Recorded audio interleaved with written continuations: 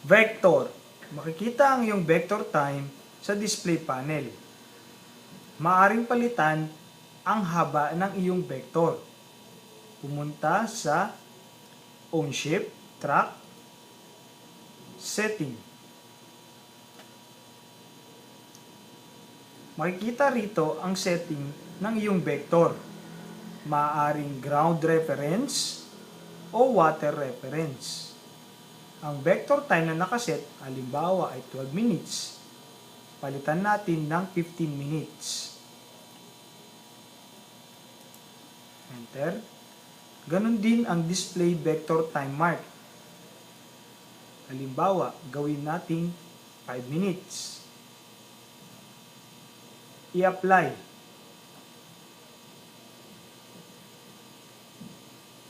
Makikita ang iyong vector na may indication ng isang arrowhead.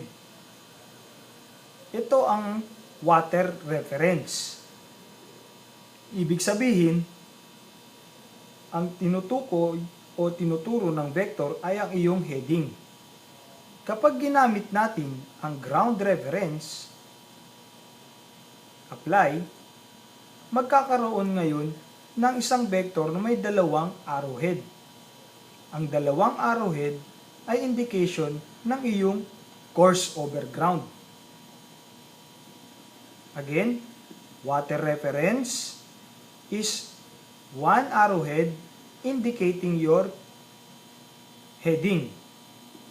Ground reference, two arrowhead indicating your course over ground.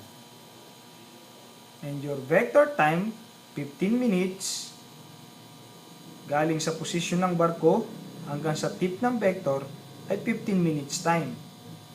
Ang 5 minutes na setup ng vector time mark ay ang division. 5, 10, 15. Ito ang setup ng vector.